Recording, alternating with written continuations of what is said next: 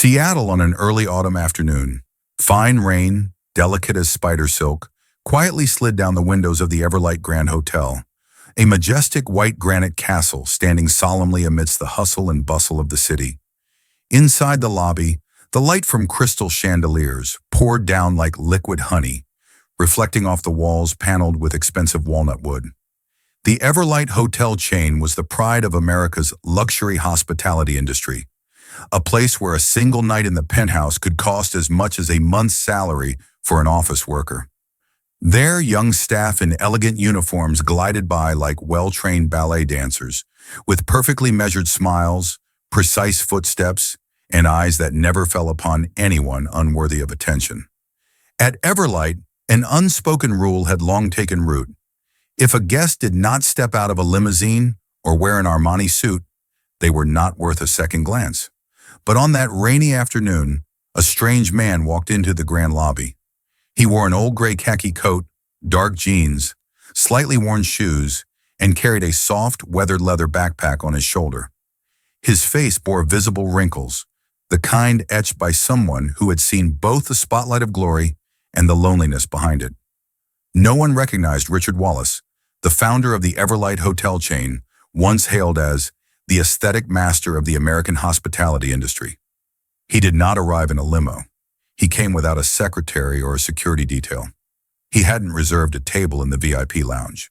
Richard only wanted one thing: to experience what it felt like to be a regular guest, to uncover what silent force might be quietly eroding the empire he had spent his life building. He walked straight to the staff cafeteria, where there were no violins, no Versace china, and no waiters bowing politely. Just a plain food tray, a plastic chair, and a scratched laminate table. All honest, nothing pretentious. He chose roast chicken with stewed vegetables, sat alone in the corner, and ate quietly, like a man well-versed in silence.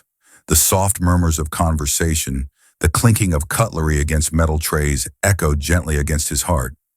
Not from cold, but from the realization that he was a king returning to his kingdom. And no one recognized the king anymore. No one came to speak with him. No glance lingered more than 2 seconds. He was merely an unimportant stranger. The polished marble floor reflected the warm, dim lights. The shadows of Richard and Ethan stretched long down the hallway like two travelers moving against the tide of time. One who had once stood at the summit and now quietly returned from the depths. The other a gatekeeper, thin but full of character. The old SUV Richard had driven was parked behind the garage area. In Ethan's hand was a worn leather suitcase, the head of the Everlight empire carrying simple luggage, just like his humble presence that day. "Let me move your car to a covered spot. This is Seattle. Rain shows up like deadlines without warning." Richard chuckled, not because of the comment, but because it felt good to have a genuine conversation after a whole day wrapped in polite coldness. "Thank you, Ethan. 10 years is not a short time." Ethan nodded, slightly tilting his head toward Richard as he pushed the suitcase alongside him. "Yes, sir. 10 years is long enough for a tree to take root, and also long enough for a person to start wearing down." "Wearing down?" Richard tilted his head. Ethan stopped, placing a hand on the suitcase, as if wanting to pause time in a moment full of reflection. "I used to think that if I worked hard, showed up on time, treated guests with respect, I'd eventually be acknowledged. But no, 10 years and I'm still a doorman, while others who joined later have become managers, flown to international conferences, attended hotel leadership programs in Paris. Have you ever asked for a promotion or applied for another position?" Ethan gave a faint smile, his eyes looking toward the waiting elevator. "Of course I have. But the feedback I got was, Ethan, you're very dedicated, but you don't have that leadership vibe." If I had a leadership vibe, I'd probably be live streaming to sell skincare serum instead of parking cars. Richard laughed, a laugh that didn't come from his mouth but from deep in his chest, a place no one had touched for a long time, with just a simple, honest sentence. "So why are you thinking of quitting now?" Ethan paused. His eyes softened, as if a single question had touched an old scar. "My daughter has severe asthma. Sometimes the hospital bills cost more than booking a penthouse room here. My mother has osteoporosis, so medicine and transportation. I need extra income or a job that pays better. You know, Ethan continued with a bittersweet smile, at 30, people think you're building a career. Me? I'm collecting spare change to buy a portable nebulizer. The elevator chimed open and they stepped in. To be honest, Ethan said, eyes watching the floor numbers light up one by one. Some days I see guests going up to VIP rooms and I just wish I could stand under their room, not at their feet. Richard said nothing. His eyes were silent, deep as if watching a slow-motion film of employees whose names he'd never known, and smiles long lost in a kingdom of luxury. Have you ever thought about leaving this hotel for good? Ethan nodded, then shrugged. I have. But then I wonder, if I leave, who will hold the door for the others? If I go, maybe the next guy will only open the door for guests who drive expensive cars. The elevator stopped at the mezzanine luggage floor. The door opened with a soft ding. Ethan rolled the suitcase out, then turned back to Richard. The look in his eyes was not one of an employee speaking to a guest, but one human being speaking to another. You know, there are days I just wish someone would truly listen. Not to promise anything, but just to understand that sometimes a doorman is the one trying to keep the soul of a place that's starting to lose it. Richard only nodded. His heart tightened, a feeling both sharp and awakening. Then Ethan walked away, leaving Richard standing alone in the luggage area, where for the first time he heard a truth that could never be found in any report. Until a voice rose, deep, warm, polite yet genuine. Good evening, sir. Let me carry that tray for you. Seattle's damp today. I'll move your car into the covered garage to keep it dry. Richard looked up, and for the first time that day, an eye contact held just long enough to create a beat of trust. The man wore a doorman's uniform, a simple suit, slightly faded at the collar but still neatly pressed. He looked about 30, tall and slender, with eyes carrying the gentleness of someone seasoned by life. He gently pushed aside Richard's tray to tidy up, then quickly pulled out the chair to help him stand. I'm Ethan. I've worked here for nearly 10 years. Sitting alone in the cafeteria, it's easy to get overlooked. Would you like me to take your luggage to your room? Richard didn't answer immediately. He just looked at him, half surprised, half unsure. Then he gently nodded. Sometimes a small act of kindness awakens something that no system or process could ever reach. And Richard had no idea that this man with hands always ready to help was preparing to submit his resignation. The next morning, Seattle's sunlight remained weak and damp, like a vague warning. Richard, in plain clothes with a Mr. Lee guest badge loosely clipped to his wrinkled shirt collar, walked down to the staff cafeteria on the ground floor. There were no crystal glasses, no floral centerpieces, no sparkling lights like the VIP guest lobby. Instead, there was the smell of reheated plastic containers, the clatter of spoons hitting stainless trays, and a dull gray wall with the slogan, "We serve from the heart," that felt more like a morale booster than an operational creed. He chose an empty table by the window. In front of him was the staff breakfast, scrambled eggs, sausages, cold bread, and a glass of slightly murky water. No one recognized him. No one asked anything. People chatted and laughed, but only with those dressed in branded clothes, clean shoes, and the aura of either a manager or someone close to one. 3 young cafeteria staff walked past Richard's table. One girl with smoky dyed hair glanced him over from head to toe, then whispered to her friend, "Who's that? Did a guest get lost? He's giving off electrician vibes." The giggles that followed were like dull blades, not malicious but sharp enough to sting. No greetings, no menus offered, not a single smile. That was all Richard needed. He observed. A group of young employees sat by the window, phones propped in front of them, eyes scrolling through TikTok. Suddenly, a video appeared showing a man disguised as a staff member who turned out to be the company's CEO. The girl burst out laughing. "Ha ha, this guy's playing CEO undercover? These test your loyalty games are so cringe. What CEO has time for this stuff? This only happens in movies." A sigh rose in Richard's throat, not because of what she said, but because the truth was being laid bare. And none of them realized they were acting in the very play now unfolding. Suddenly, a hand gently landed on his tray. "Excuse me, Have you been served, sir? A young man in a table cleaning uniform, likely a new intern, looked at him with cautious but sincere eyes. He bowed slightly. My name is Tommy. If you need anything, I'll assist. Richard looked up, too surprised to hide it. In a room full of glances that treated him like air, this boy stopped, paused, and actually saw him. Thank you, Tommy. Not many people do what you just did anymore. The boy smiled sheepishly. Well, I'm new, so I haven't gotten tired yet. But I read a book by some guy named, I think Richard something. He said genuine service begins with eye contact. I liked that, so I thought I'd give it a try. Richard almost laughed. What a small world. And Tommy, in his early 20s, with dimples and a sincere smile, was the lone bright spot in an environment quietly decaying. After breakfast, Richard wandered over to the front desk area. One bellboy was dozing off behind the counter. Another staff member checked in guests while scrolling through Facebook. A middle-aged couple walked in dragging a large suitcase, their faces tired from the flight. No one welcomed them. No one smiled. No one opened the door. Richard stood nearby, observing like a ghost. Just then, Ethan appeared. Good morning. Welcome to Everlight. Let me help you with your luggage. If you need anything, don't hesitate to call me. I'm here to assist. A precise 30-degree bow, a smile just warm enough, and luggage lifted with the grace of holding crystal. His posture had begun to stoop, but his attitude remained upright.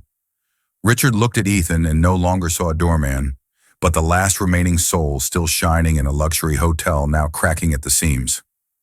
That evening, Richard returned to his room. He sat in his chair and turned off all the lights. The street lamp outside filtered through the curtains like the final streak of light on a painting about to be erased.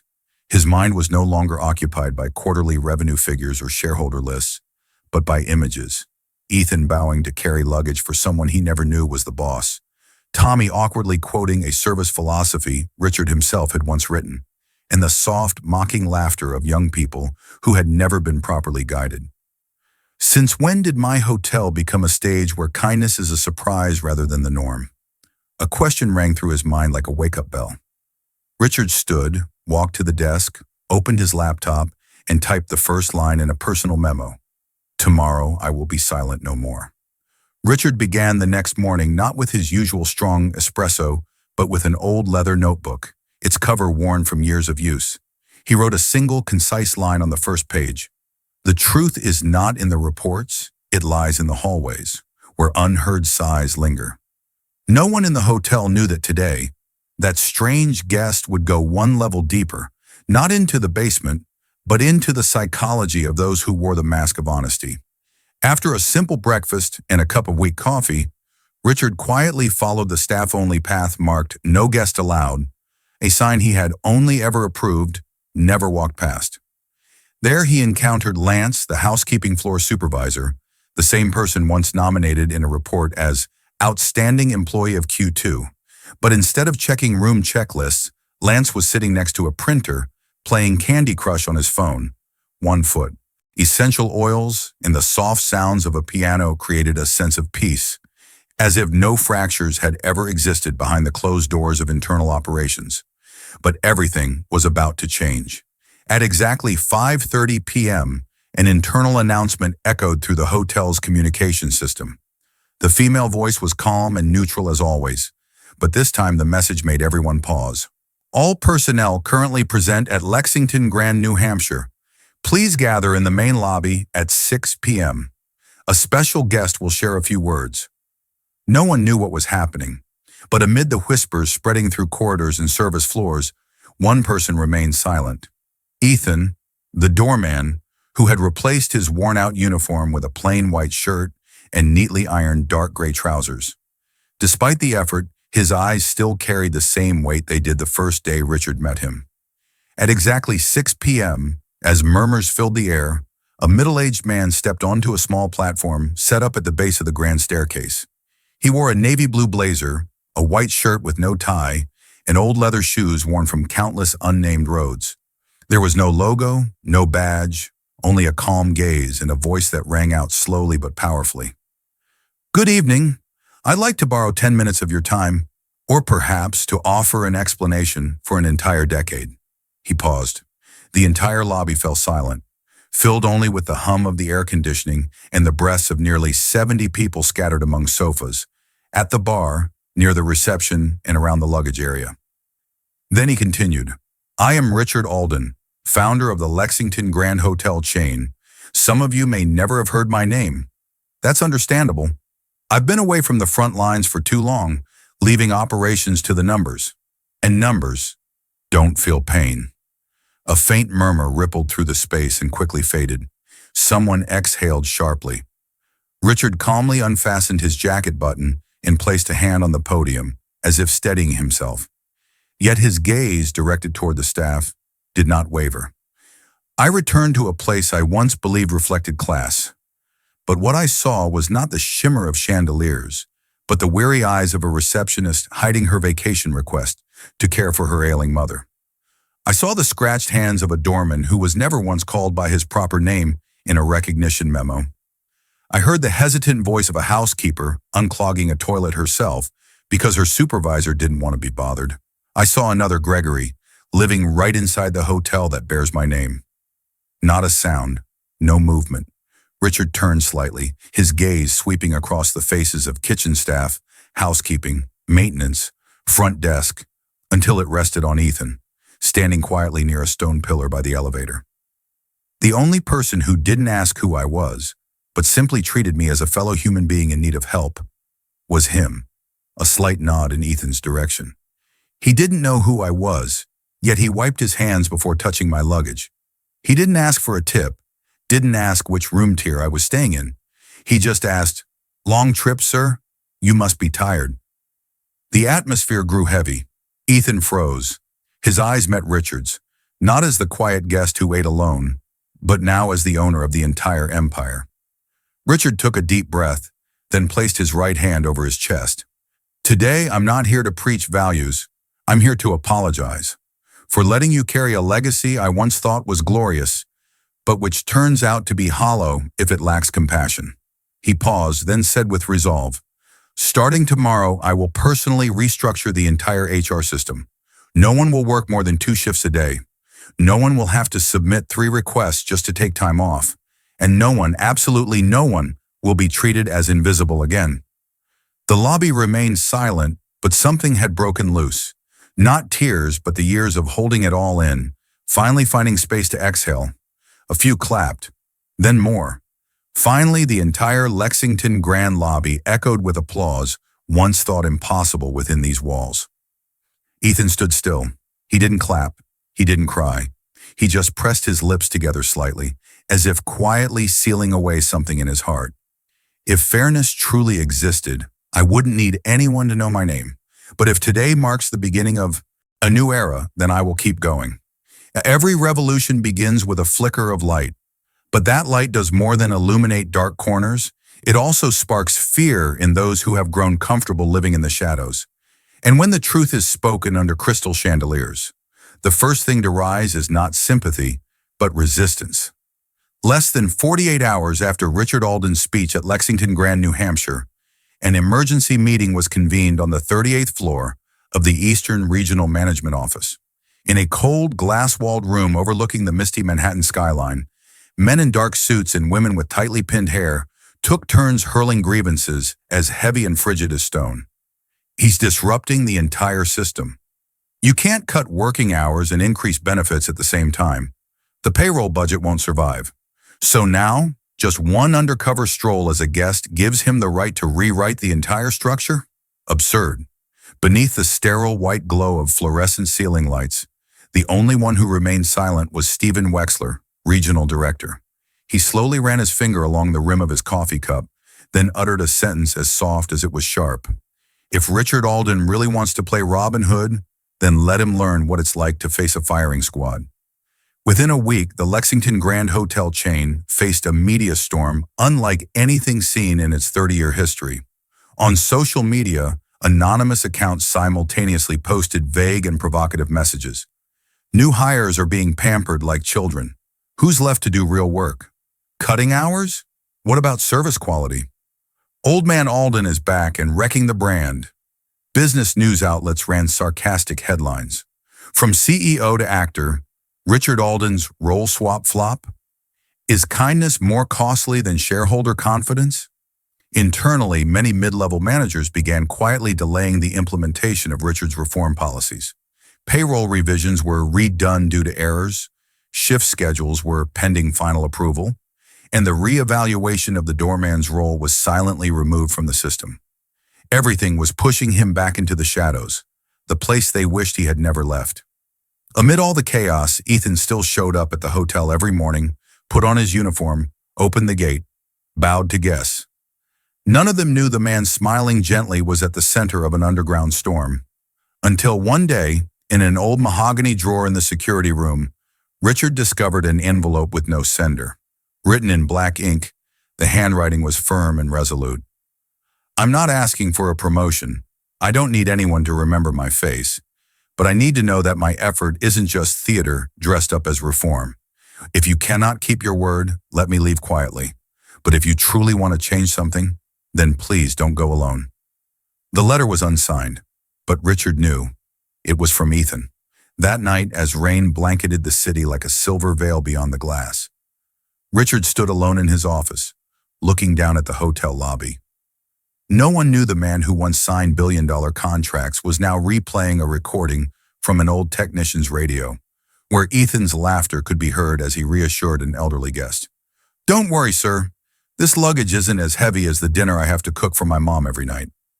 That sentence felt like a tiny needle piercing through all the frameworks of management, KPIs, and balance sheets. And Richard understood. He could not turn back. He was not allowed to. The next day, Richard called a surprise meeting, not on a top floor, but right in the staff cafeteria. No microphone, no backdrop, just him, wearing a blue turtleneck sweater, standing beside a stainless steel dining table, speaking slowly. I've heard all the criticism, but I've also seen what no one dares to say out loud. I've seen the red eyes of Bianca at the front desk, mocked for her southern accent. I've seen Gregory, who wipes every trace of rainwater off the lobby rug, completely ignored during quarterly recognition. His gaze turned to Ethan, who stood at the far end of the row of tables, still holding the cloth he was using to polish stainless steel. I was wrong to think I could reform everything with a single speech, but I wasn't wrong to believe we deserve better. He paused, looking out at everyone. If the people above don't want to change, then we, the ones on the ground, will start right here. That story, recorded on a kitchen worker's phone, spread across hospitality forums overnight. They called it the canteen speech, a speech not from a throne room, but from a steel table in a lunchroom. A moment when Richard Alden was no longer the owner of a hotel empire, but a leader without a crown, whose sleeves still carried the scent of old coffee, and whose eyes no longer held the coldness of someone who had been above for too long. There are places where no knives are needed to make people bleed, places where decisions are made about who is worthy of being seen as human. Light rain fell over New York.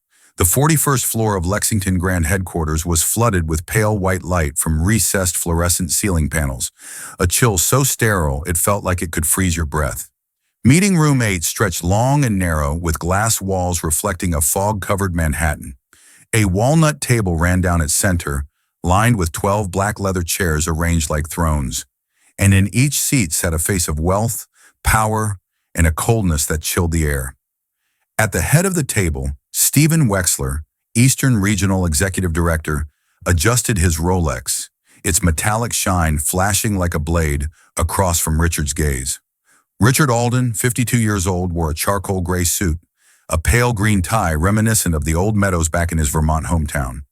No bodyguards. No assistant. He entered alone, like a man walking into a cathedral. But in his eyes there was a storm. Richard, Stephen began, his voice steady like a ticking clock. The board has convened this special session to reassess your leadership capabilities in light of the sudden reforms enacted across the Eastern region. Richard nodded slightly. He wasn't surprised. He had sensed this the day he sat alone in the cafeteria, and Ethan bowed to him like a gentleman, rather than just another passing guest. He didn't present charts. He didn't explain using red line revenue curves. Instead, he displayed a single Excel spreadsheet on the screen. Names. Just names. No titles. No salaries. Just names. These are the people marked as lacking potential, not aligned with company culture, recommended for removal. But what did I see? Richard looked around, his voice rumbling like distant thunder. I saw a single mother cleaning rooms on night shifts to raise her daughter with cerebral palsy. I saw a front desk agent rated as low energy because he wakes up early to care for his elderly mother. I saw Ethan, the doorman who saved the soul of this hotel with a single bow. The room fell silent. Stephen smirked. Emotion doesn't feed stock prices, Richard. We need reason, not morning sermons. Richard responded calmly. Then has reason shown you that over the last 3 months, customer satisfaction scores have risen 60% in branches where I implemented change? Or is reason just as blind as greed? A board member turned towards Stephen with a faint crease between his brows. No one said anything further. Stephen pushed a stack of papers across the table. Thick, firm. I motion for a vote. If Richard Alden refuses to suspend the Leadership from the Ground initiative, we invoke the clause for immediate dismissal. Richard nodded. He pulled out a worn leather envelope from his briefcase and placed it in the center of the table. Inside are 1,027 signatures from employees across the Eastern region. They're asking for me to stay, not because I'm the CEO, but because I was the first to see them as human. Silence again. The kind so heavy you could hear Mrs. Monroe, the board's most senior member, tap her fountain pen lightly on the table. She pushed her glasses up her nose and spoke with a voice aged but sharp. I vote to retain Mr. Alden. Another board member, usually reserved, nodded quietly. Then another, and another. Stephen leaned forward, his face drained of color. You are choosing sentiment over control. We are not a charity. Richard said nothing. He stood. The back door of the boardroom suddenly opened. Not a bodyguard, not an assistant, but Ethan in his doorman's uniform, hair still damp from the rain, eyes resolute like a soldier stepping into battle. Beside him stood Bianca, HR manager from the New Hampshire branch. Behind them was Gregory, once suspended for too many sick days. Excuse me, Ethan began. I know this room wasn't made for people like me, but if I don't speak now, I won't forgive myself. He looked around the room and continued calmly. Richard Alden was the first to eat in the cafeteria like we do. The first to ask if I was tired. The first to pause when I bowed. If you want to fire him, then fire us too. Because that kindness made me believe I deserved to be treated with kindness. The room exploded in silent intensity. Stephen stood, about to respond, but no one was listening anymore. The minutes were rewritten. Richard was reinstated. The Leadership from the Ground initiative would continue. And Stephen, once the unofficial king of the Eastern region, was suspended pending investigation for abuse of power and manipulation of HR reports. As Richard exited the boardroom, he paused before Ethan. He said nothing. He simply patted the doorman on the shoulder, as if two warriors had just survived a quiet battle that changed the fate of a kingdom. Some transformations begin in the most unexpected places, like a doorman's subtle nod or a solitary lunch in the cafeteria. 3 weeks after the historic meeting on the 41st floor, Richard Alden returned to Lexington Grand, New York, the place where his fateful undercover journey had begun. A sleek black Bentley pulled up to the front of the hotel, but this time he did not step out alone. Standing beside him, wearing a crisp white shirt, a navy blue tie, and a brand new name tag, was Ethan Clark, guest experience supervisor. The man who once stood at the gate had now entered the ranks of management. Yet he remained the same Ethan, with a simple smile and an awakened gaze. Young staff rushed over to assist with the luggage, bowing respectfully. They had heard the story. They had seen the video that had gone viral across social media. Ethan was no longer just the kind doorman. He had become the living symbol of what it meant to serve with heart. "Good morning, Mr. Clark," one new employee greeted him with a smile. Ethan gently adjusted his collar and replied, "Don't call me boss, call me teammate. But also don't be late. I monitor the cameras." The group burst into laughter. Across all 38 Lexington Grand hotels, a new program was launched, Second Shift, a second chance for those who had been overlooked. A janitor with 10 years of floor cleaning experience was enrolled in administrative management training. A sous chef who had worked night shifts for 7 straight years was nominated to be deputy head chef. A server with a mother suffering from Alzheimer's was assigned a flexible schedule. All those once dismissed as lacking leadership potential were now viewed through a different lens. The question had changed from, "Do you have the qualities of a leader?" to, "How much have you overcome just to stay?" Richard no longer spent his days locked in meeting rooms. He took his lunches in the staff cafeteria with his employees. Though he still ate boiled eggs, drank weak tea, and read the newspaper, this time he did not eat alone. Ethan often sat next to him, checking emails in between bites and teasing, "You should post a story. A CEO eating boiled eggs? That'd trend all week." Something about the hotel felt warmer, without any need to add more lights. Guests sensed something different. They couldn't quite put it into words, but they could feel it. Servers smiled sincerely instead of mechanically. A cleaning lady remembered the VIP guest dog's name and discreetly placed a water bowl outside their room. The front desk asked, "Did you sleep well last night?" and genuinely meant it. Ratings across platforms soared, but the most magical part was that none of it required KPIs to enforce. One day Richard returned to the old cafeteria. The table was still there, the lighting just as soft as the first time he had sat down with a tray of eggs. But this time, he wasn't sitting alone. Ethan sat across from him, Gregory, who had managed the stockroom for 15 years, and Bianca from the laundry department joined them at the table. They ate together, laughing, talking about Ethan's daughter who had gotten better, about Gregory's,